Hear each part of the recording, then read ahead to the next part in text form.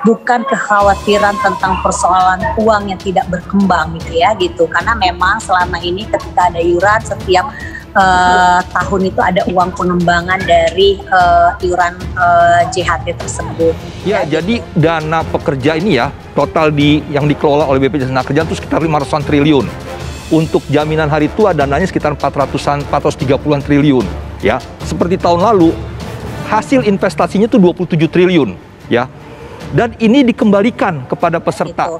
Gitu. Nah, yang menjadi persoalan kan kaum buruh ini kan dari persoalan upah, dari persoalan pesangon, karena persoalan dengan lahirnya Undang-Undang Cipta Kerja menurunkan atau mendegradasikan tentang hak yang selama ini didapatkan oleh kaum buruh gitu ya gitu. Tetap diinvestasikan, rata-rata ambil 5%. 5% kali 30, 1,5 juta per tahun. Kali 20 tahun, berarti tambah 30. Jadi uangnya yang sekarang 20-30 juta itu tambah 30, jadi ada 60 juta. Lebih jadi, banyak gitu ya? Jangan khawatir uang itu akan jadi stuck, ya gitu. Nah, dalam situasi hari ini di mana sebenarnya kalau kita lihat dari upahnya yang terjadi kenaikan hanya 1,09% berdasarkan inflasi dan pertumbuhan ekonomi, ini akan membawa sebuah kesulitan yang memang dialami oleh kaum buruh hari ini. Ya, itu tetap dikelola, tetap diinvestasikan. Diinvestasi di surat berharga negara, deposito, saham, reksadana, penyertaan, dan properti. Nah, itu semua pun harus hati-hati ya. Dan itu pun kalau kami dari BPJS SWOT mengawasi, itu sudah sesuai. Nah, problemnya adalah ketika kaum buruh yang ter-PHK, yang hari ini negara melegitimasi tentang labor market flexibility, tentang tenaga kerja yang semua sektor di PKWT kan dikontrak. Artinya nih pemerintah, BPJS Tenaga Kerjaan, ayo sosialisasi supaya masyarakat mengerti bahwa namanya program jaminan hari tua, bukan jaminan hari sekarang. Presiden KSPI Susilo Jokowi soal JHT cair saat usia 5-6 tahun. Kok menjilat ludah sendiri? Presiden Konfederasi Serikat Pekerja Indonesia, Said Iqbal, menolak aturan baru terkait pencairan jaminan hari tua. Menteri Ketenagakerjaan mengeluarkan Permenaker nomor 2 tahun 2022 tentang tata cara dan syarat pembayaran JHT.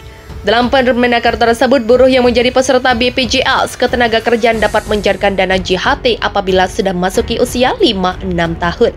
Said Iqbal menilai aturan tersebut merugikan buruh, terlebih di masa pandemi COVID-19. Buruh semakin rentan menjadi korban pemutusan hubungan kerja. Menteri ini tahu nggak kalau buruh di PHK, bahwa pada kondisi sekarang dan JHT tidak bisa diambil karena menunggu usia pensiun 5-6 tahun, harus makan apa buruhnya? Begitulah katanya. Pemerintah berdalih, buruh yang mengalami PHK dapat memanfaatkan program jaminan kehilangan pekerjaan. Selain itu, buruh yang terkena PHK saat ini akan mendapatkan pesangon sekaligus JKP dalam bentuk uang tunai, pelatihan gratis, hingga akses lowongan kerja. Kendati demikian, Said Iqbal menyatakan bahwa program JKP kini masih belum berjalan. Menurutnya, program JKP tersebut juga belum tentu dapat dinikmati oleh pekerja kontrak dan outsourcing. Selain itu, dia menyebut Presiden Jokowi sebelumnya memerintahkan Menaker untuk membuat aturan agar JHT dapat dicairkan oleh buruh setelah 1 bulan terkena PHK. Said Iqbal membandingkan saat Hanif Dakiri menjabat sebagai Menaker, aturan mengenai JHT yang dapat dicairkan setelah 10 tahun kepesertaan pemicu protes dari para buruh.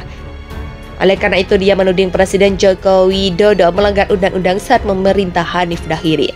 Justru Ida menilai bahwa dengan ada Permenaker itu hak-hak jaminan hari tua tetap terlindungi. Bahkan pemerintah berkomitmen untuk melindungi peserta yang memasuki usia pensiun.